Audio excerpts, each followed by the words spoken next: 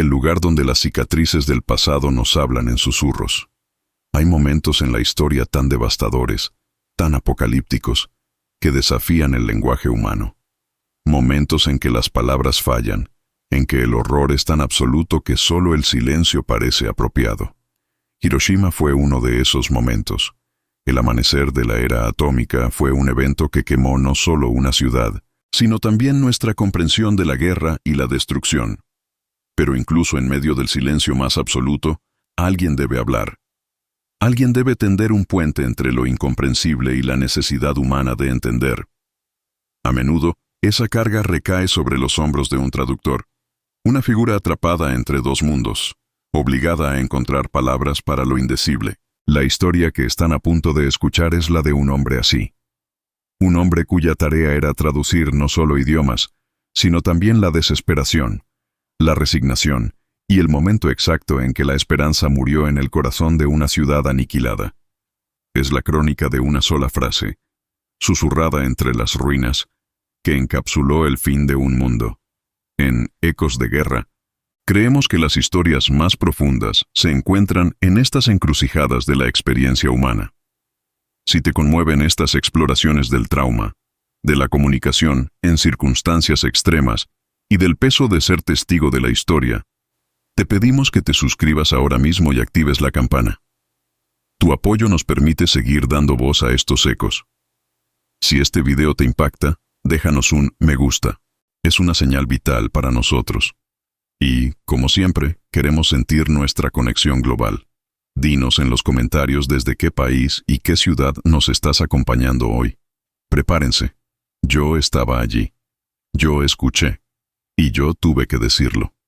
Mi nombre es Kenji Takahashi. Para el Ejército de Ocupación Estadounidense en Japón, en septiembre de 1945, yo era el sargento técnico Takahashi, lingüista Nisei, número de serie 3010XXX, un traductor, una herramienta útil con rostro japonés.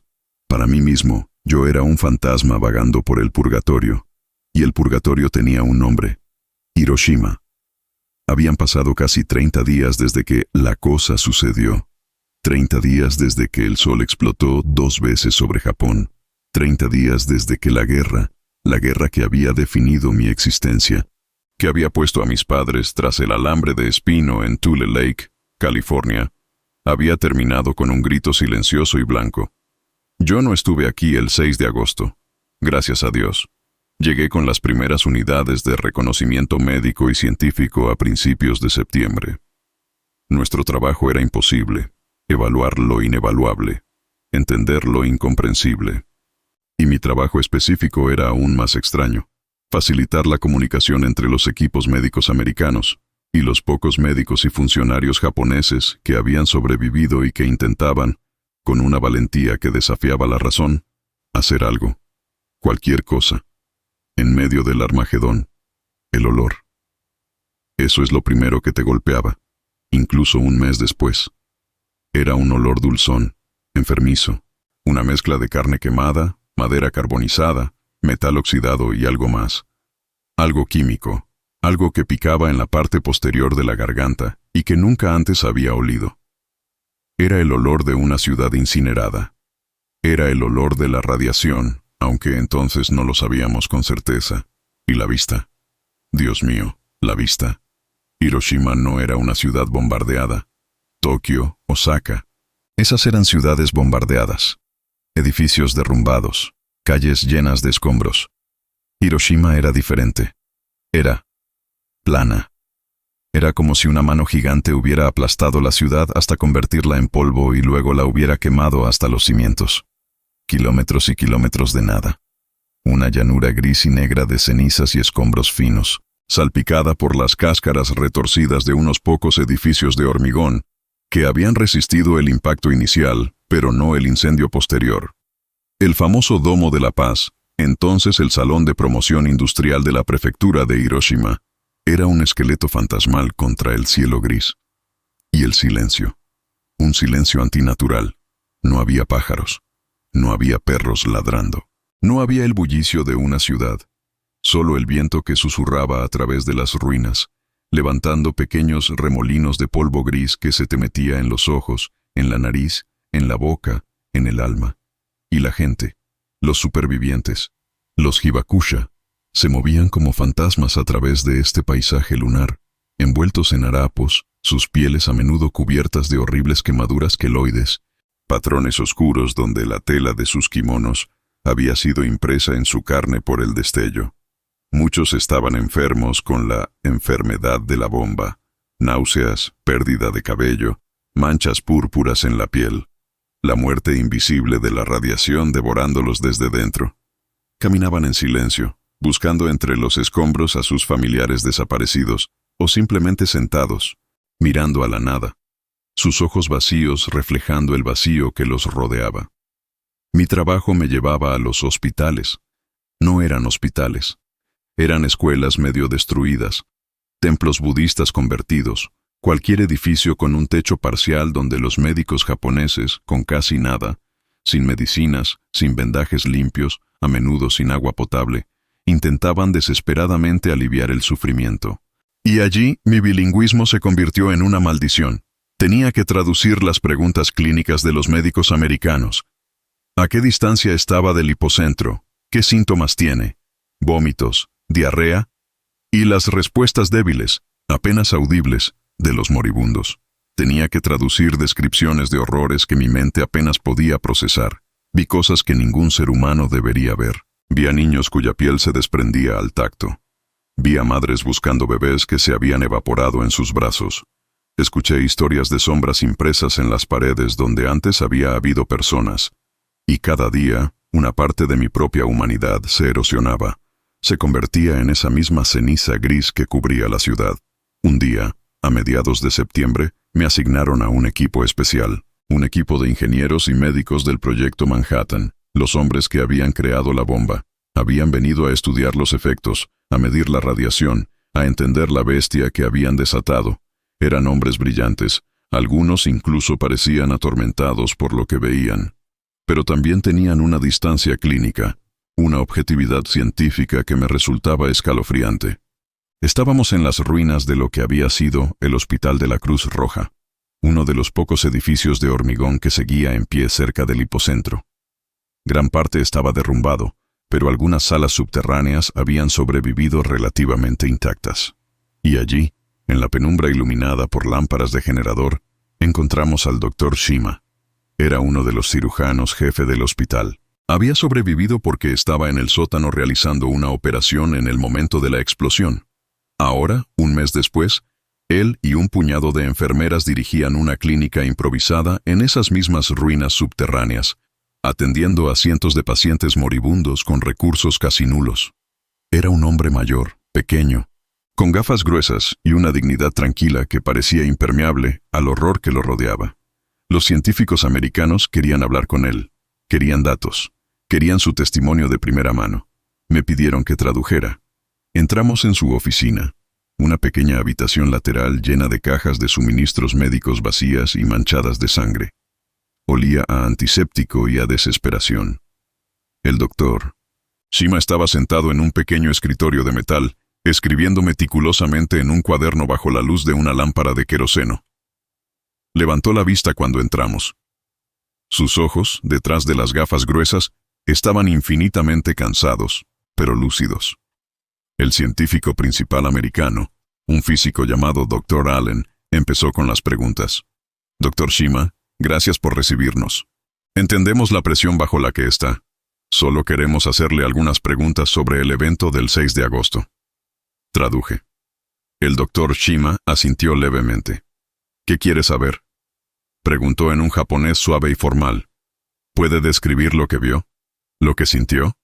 Preguntó Allen. Traduje. El Dr. Shima se quitó las gafas. Se frotó los ojos cansados. Estaba operando. Comenzó, su voz monótona, como si recitara un informe 1000 veces repetido. Sentimos un temblor. Luego, la luz. Una luz imposible, blanca, azul. Llenó la habitación incluso aquí abajo, y un calor. Como abrir la puerta de un incinerador. Hizo una pausa. Cuando subimos, el hospital estaba en ruinas. La ciudad, La ciudad estaba ardiendo. El cielo era negro. Llovía. Lluvia negra. Allen y sus colegas tomaban notas febrilmente. ¿Y los pacientes? ¿Las heridas que vio inmediatamente después? Traduje. El doctor Shima suspiró. Quemaduras, dijo. Quemaduras como nunca había visto. No eran quemaduras de fuego. Eran diferentes. La piel se desprendía y la sed. Todos pedían agua. Una sed terrible. Continuó durante casi una hora, describiendo con una precisión clínica aterradora los síntomas, la progresión de la enfermedad de la bomba, la falta total de respuesta a cualquier tratamiento que intentaban. Los científicos americanos escuchaban, fascinados y horrorizados a partes iguales. Estaban obteniendo los datos que querían. Estaban cartografiando los efectos de su creación. Y entonces, Allen hizo la pregunta que lo cambió todo. «¿Doctor Shima?», preguntó, su voz ahora más suave, casi vacilante. «Ahora que ha pasado un mes, ¿cuál es su pronóstico? Para los pacientes que tiene aquí, para la ciudad, ¿hay esperanza de recuperación?» Traduje la pregunta. El doctor Shima dejó de hablar. Se quedó mirando sus manos manchadas sobre el escritorio. El silencio se alargó. Podía oír el goteo de agua en algún lugar del pasillo en ruinas. Podía oír la respiración contenida de los científicos americanos. Finalmente, el doctor Shima levantó la vista. Me miró directamente a mí, al traductor, al puente entre su infierno y la curiosidad científica de ellos. Sus ojos, detrás de las gafas, estaban llenos de una tristeza tan profunda, tan absoluta, que sentí que me ahogaba. Y entonces, dijo las palabras. No las dijo con rabia, no las dijo con desesperación. Las dijo con una calma terrible, la calma de un hombre que ha aceptado lo inaceptable. Mou shuchirre desu. Mo te okure desu. Traduje las palabras en mi cabeza. Ya es demasiado tarde. Demasiado tarde para los pacientes moribundos en sus catres improvisados. Demasiado tarde para la ciudad envenenada. Demasiado tarde para... ¿Qué? ¿Para la humanidad? Levanté la vista para traducir. Miré al doctor Allen, a los otros científicos, sus rostros expectantes. Abrí la boca para repetir las palabras del doctor Shima. Pero mi voz se negó a obedecer. Un nudo helado se formó en mi garganta. El peso de esas palabras, el peso de esa resignación absoluta, me aplastó, y mi voz tembló al repetirlo. Mi boca se abrió, pero el sonido que salió fue un tartamudeo ahogado, un susurro que se quebró a mitad de camino. Mo. Intenté de nuevo, forzando el aire a través de la constricción helada en mi garganta. Los ojos del doctor Allen se entrecerraron ligeramente, una mezcla de impaciencia y preocupación médica. ¿Estaba enfermo? ¿Era el shock? El doctor Shima seguía mirándome, no con impaciencia, sino con una empatía silenciosa y terrible, como si supiera exactamente la carga que sus palabras ponían sobre mí, el mensajero involuntario. Respiré hondo, el aire viciado del sótano llenando mis pulmones con el olor a muerte y desinfectante. «Doctor Allen», dije finalmente, y el sonido de mi propia voz fue una sorpresa. Era un hilo fino, tembloroso, una octava más alta de lo normal. «El doctor Shima», él dice. Tragué saliva de nuevo, el nudo apretando. Ya es demasiado tarde. Las palabras quedaron suspendidas en el pequeño espacio de la oficina improvisada. Demasiado tarde. Te ocurre. Una palabra japonesa común, usada para trenes perdidos, citas incumplidas. Pero aquí, en este contexto, en este infierno, adquiría un peso cósmico. Los científicos americanos se miraron entre sí. Vi confusión en sus rostros, no horror. Todavía no. Estaban procesándolo clínicamente. ¿Demasiado tarde?, repitió el doctor Allen, sacando su pluma. ¿Demasiado tarde para qué, exactamente? ¿Para detener la progresión de la enfermedad? ¿Para la descontaminación? ¿Puede especificar? Buscaban datos. Buscaban parámetros cuantificables. Buscaban algo que pudieran anotar en sus informes. Algo que pudieran introducir en sus ecuaciones. No entendían. No podían entender. Miré al doctor Shima, implorando con la mirada que aclarara, que diera una respuesta médica, algo que yo pudiera traducir fácilmente. Pero él simplemente me sostuvo la mirada, sus ojos cansados diciendo, «Usted lo sabe, usted lo ha visto, traduzca la verdad». Y yo lo sabía. Había visto a los Hibakusha, había visto las quemaduras que no curaban, había visto la forma en que la gente simplemente se consumía desde dentro, como velas derritiéndose. Había olido el aire, había sentido la textura del polvo gris que lo cubría todo.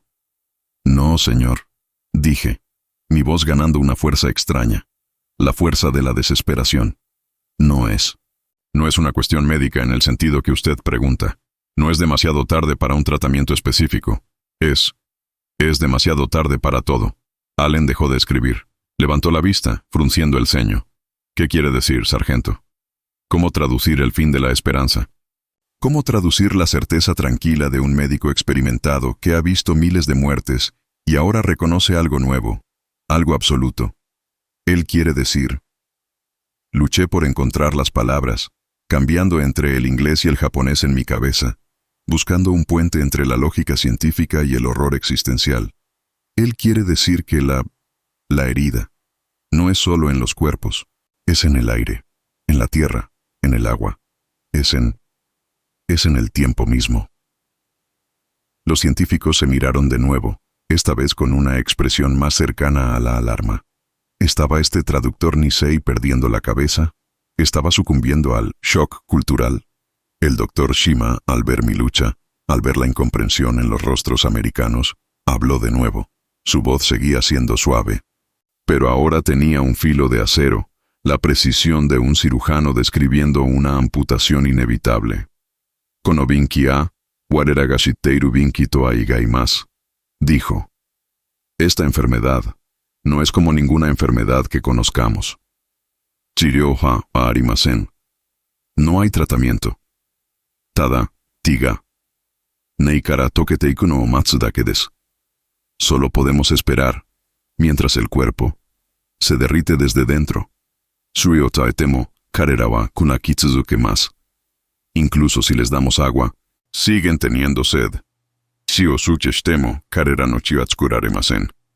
Incluso si les damos sangre, su propia sangre no se regenera. Soshite, Konomachi, hizo un gesto hacia las ruinas sobre nosotros. Y esta ciudad, Konotoriwa, Dusareteimas. Esta tierra está envenenada.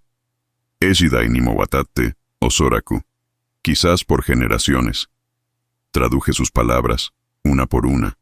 Mi voz ahora un monótono plano, desprovisto de emoción porque la emoción era demasiado grande para ser contenida.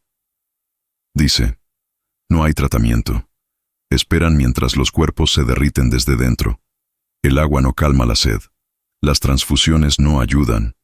Y la ciudad, la tierra, está envenenada, quizás por generaciones. Silencio. Esta vez, el silencio fue diferente. Ya no era confusión. Era el silencio frío y pesado del reconocimiento científico.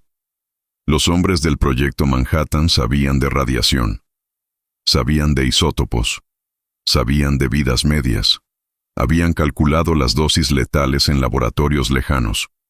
Pero aquí estaban las consecuencias humanas, descritas con una calma devastadora por un médico que vivía en el epicentro.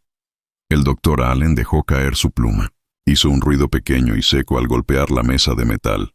Se quitó las gafas. Sus ojos, normalmente agudos y analíticos, parecían perdidos. Miró al doctor Shima, ya no como un sujeto de estudio, sino como un colega, un compañero médico enfrentado a una plaga bíblica. «Generaciones», susurró Allen. El doctor Shima asintió lentamente.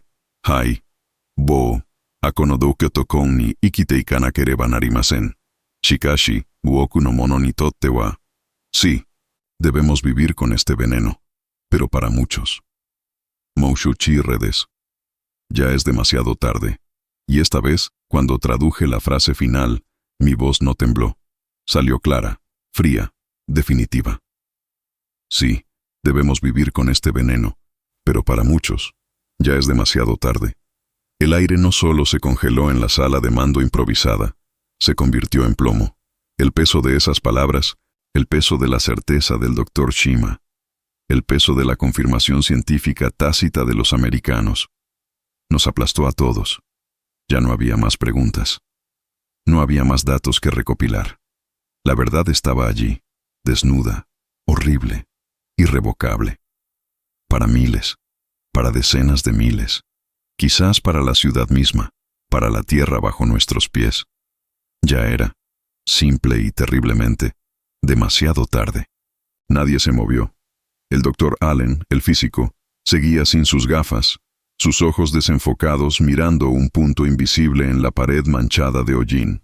Los otros científicos, hombres que habían dedicado sus vidas a desentrañar los secretos del átomo, ahora parecían niños perdidos, enfrentados a las consecuencias monstruosas de su propio conocimiento. Habían venido a Hiroshima a medir, a cuantificar, a entender. Y en cambio, habían encontrado una verdad que trascendía sus instrumentos. La finalidad absoluta de su creación. El Dr. Shima, habiendo dicho lo que tenía que decir, se volvió a poner las gafas y recogió su pluma, como si fuera a reanudar su trabajo imposible entre los moribundos. Su calma era la cosa más aterradora de la habitación.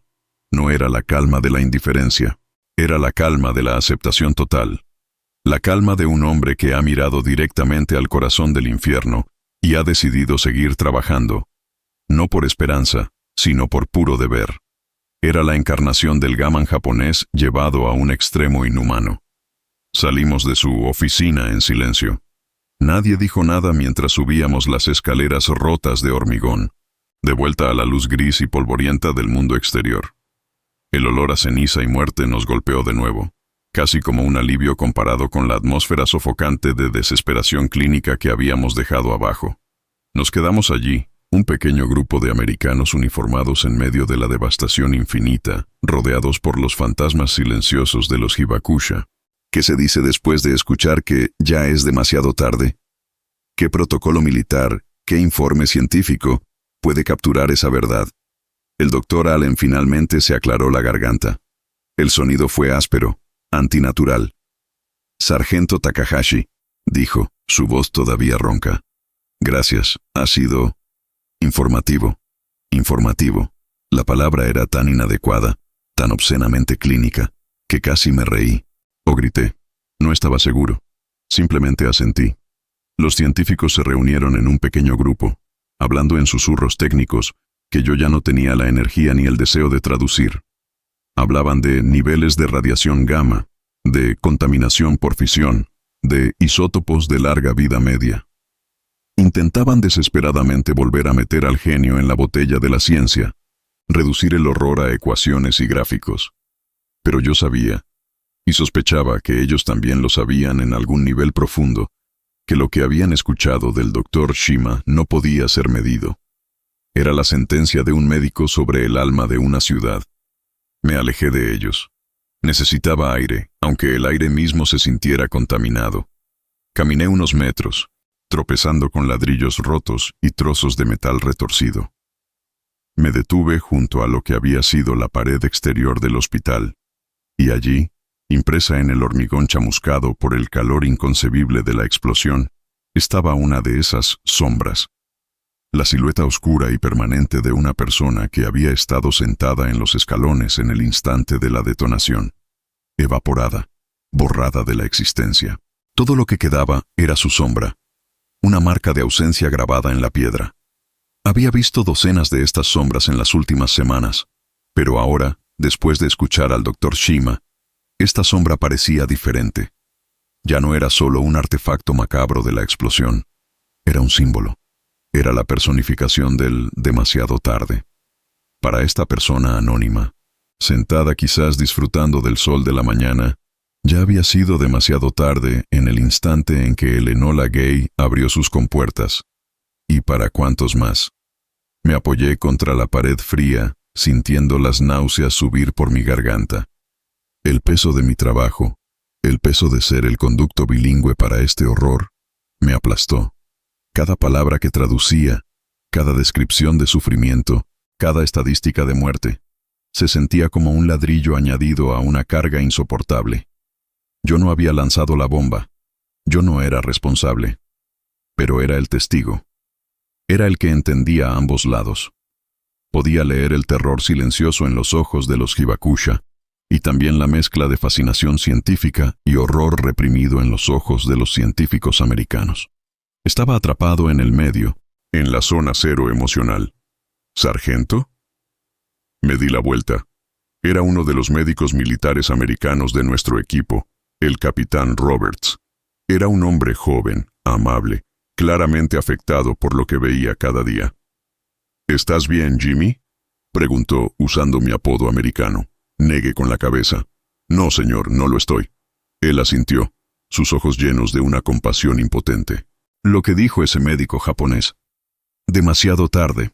¿Realmente lo cree? Lo cree, señor, respondí.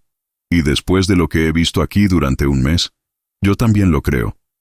Roberts miró hacia las ruinas, hacia el horizonte gris donde la ciudad solía extenderse. Pero, tiene que haber algo que podamos hacer. Penicilina, plasma, tenemos suministros. No sirven, señor. Lo interrumpí, mi voz sonando más dura de lo que pretendía. Es lo que él dijo. Es como si sus cuerpos se olvidaran de cómo vivir. Es la radiación. Está deshaciendo las células desde dentro. No hay nada que podamos hacer por muchos de ellos, excepto esperar. Esperar.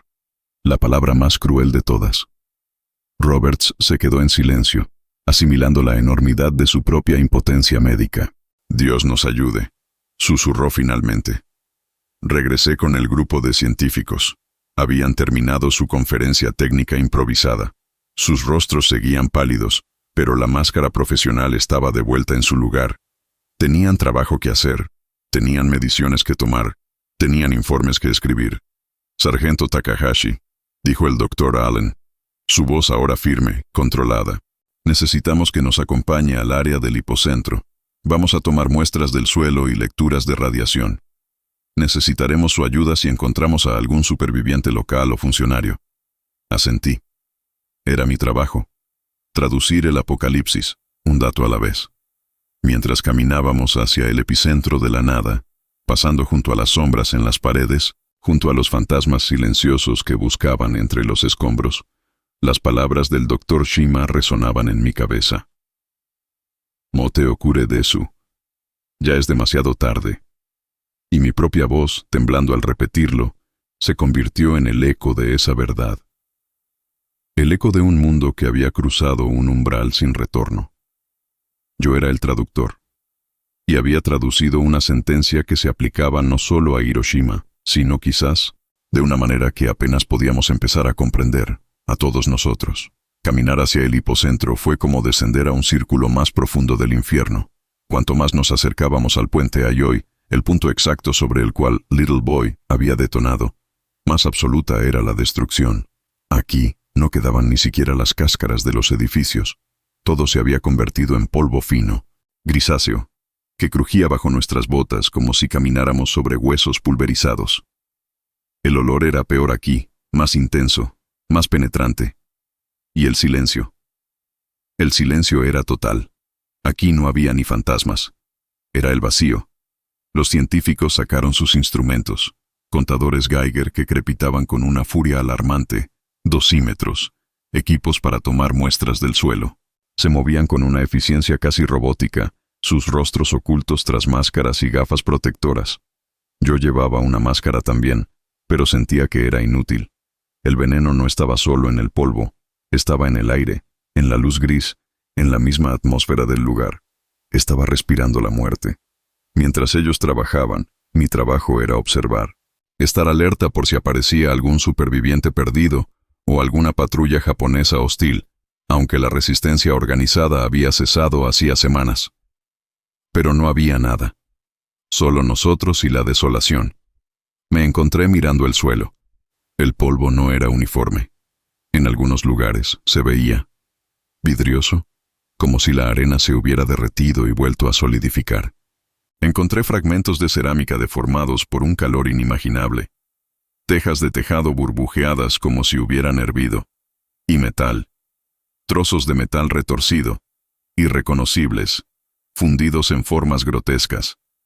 Recordé las historias que había traducido en el hospital improvisado del Dr. Shima. Historias de personas que simplemente se habían evaporado. Historias de sombras permanentes. Esto era lo que quedaba de ellos. Polvo, vidrio, metal fundido. La alquimia infernal de la fisión nuclear. El contador Geiger de uno de los científicos empezó a chillar de forma enloquecida.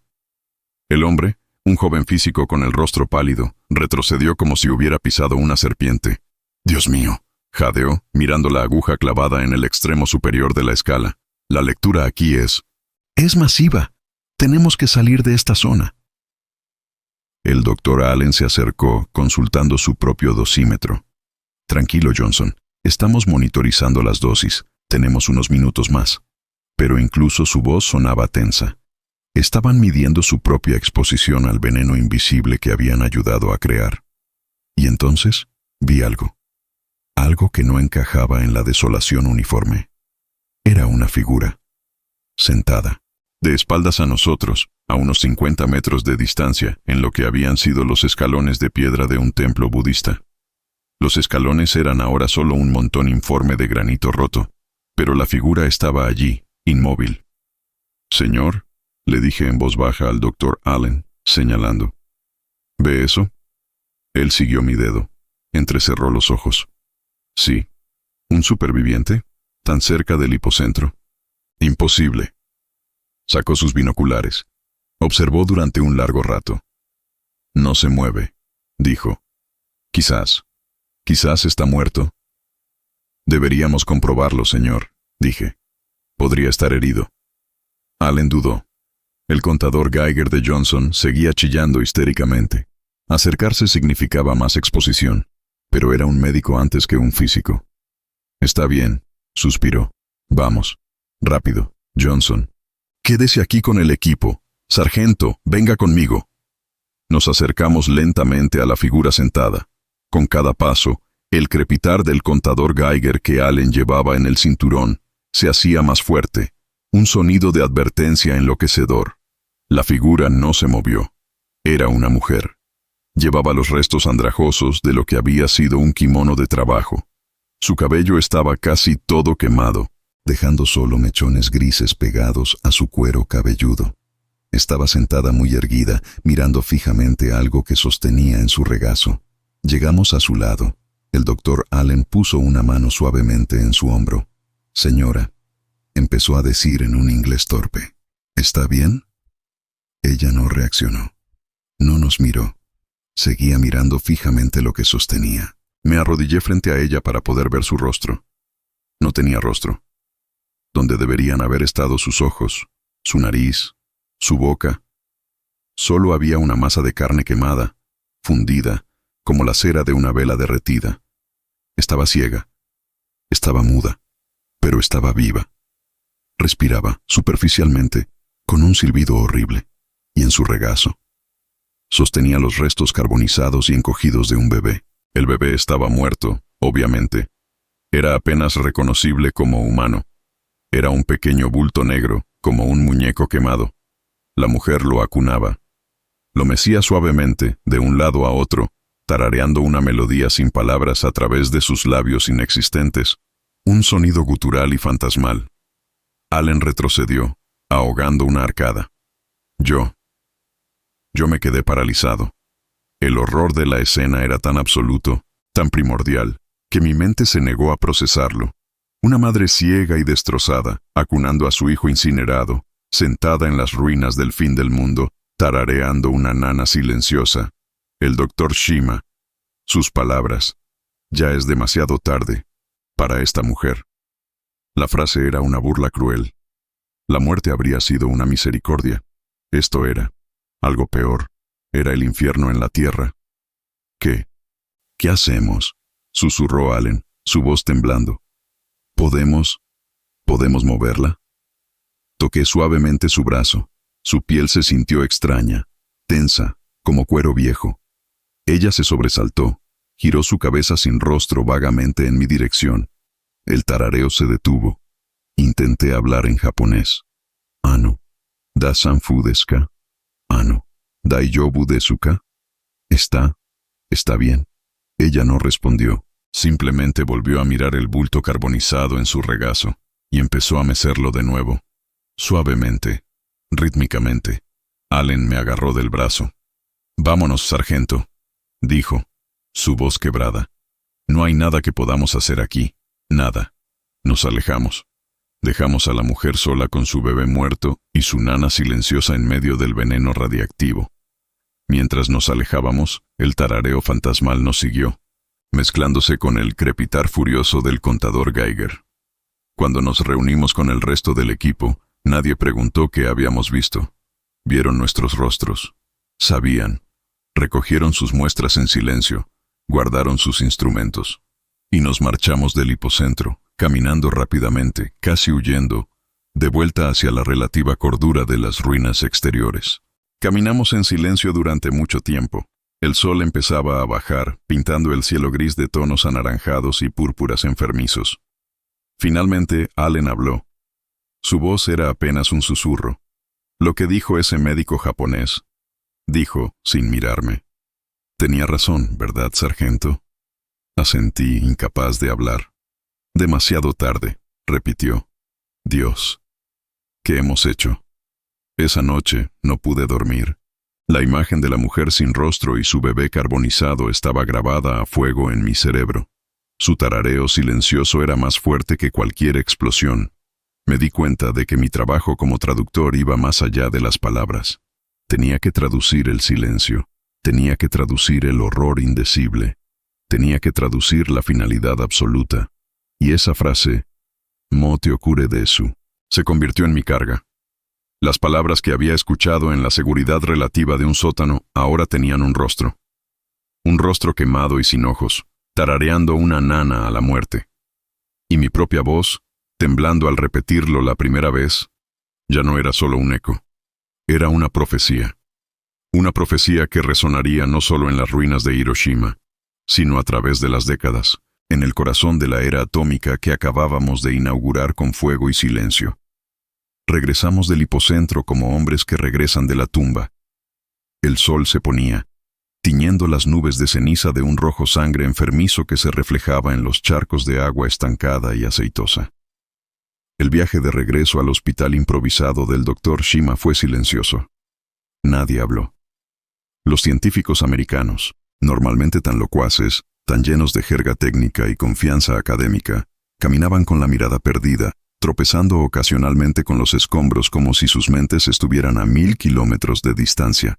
El crepitar de sus contadores Geiger, ahora menos frenético pero aún ominosamente presente, era la única banda sonora de nuestra retirada. La imagen de la mujer sin rostro y su bebé carbonizado nos perseguía a todos. Era el rostro humano del hongo atómico.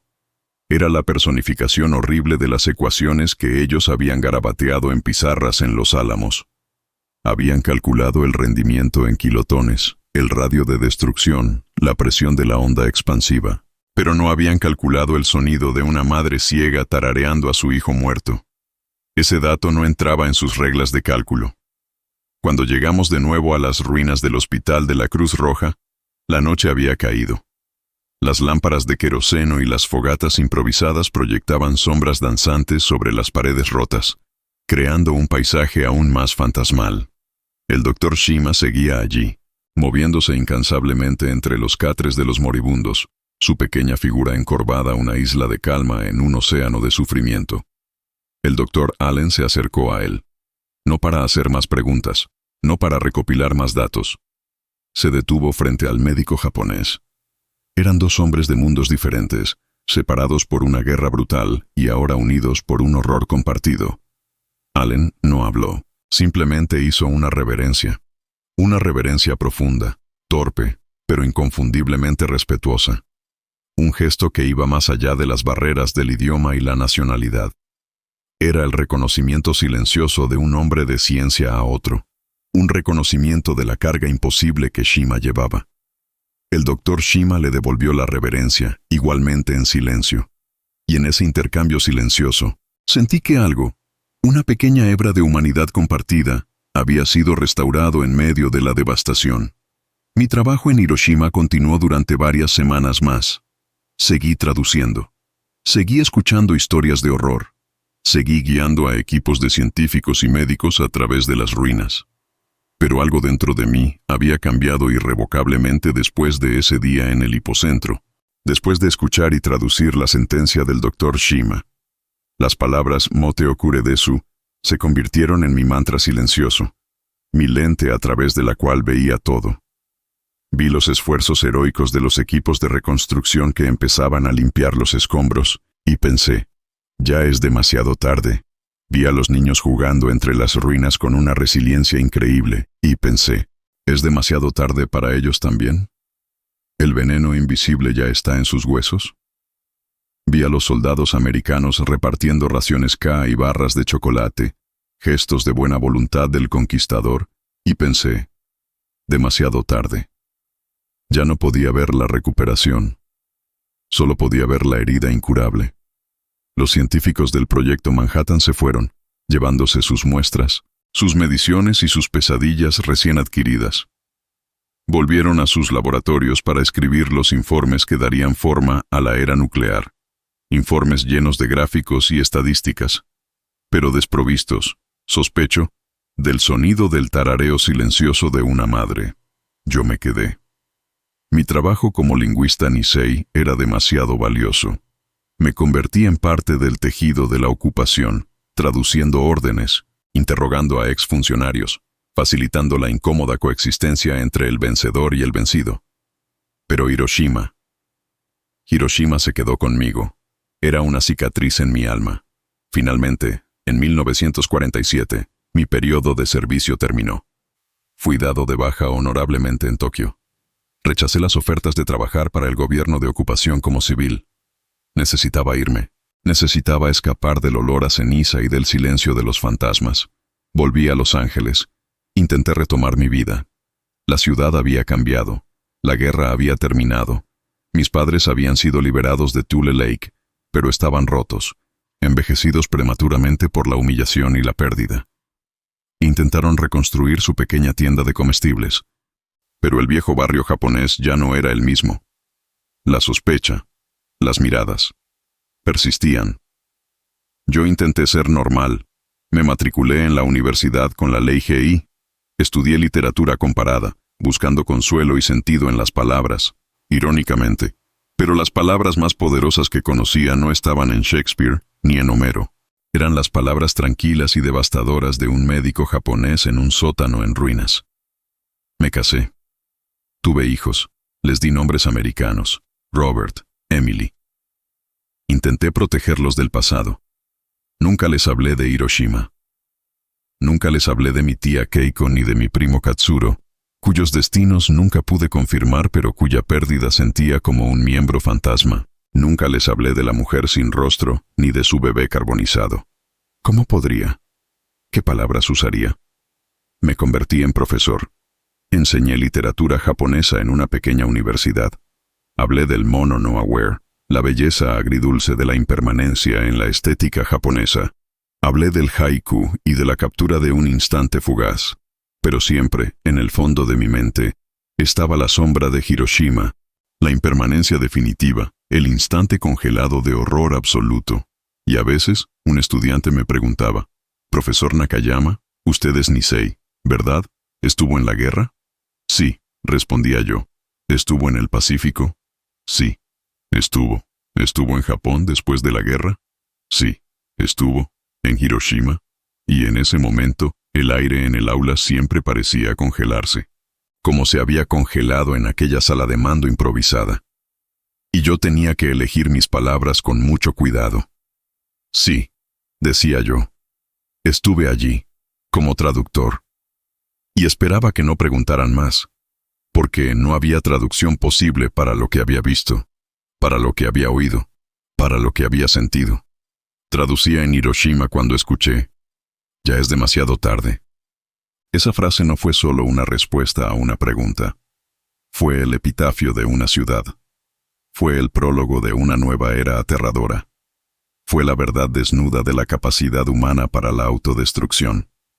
Y mi voz tembló al repetirlo porque en ese instante, yo, el simple traductor, el fantasma entre dos mundos, Entendí que esas palabras no solo se aplicaban a los moribundos en los catres del Dr. Shima, se aplicaban a todos nosotros. Y ese temblor nunca me ha abandonado del todo.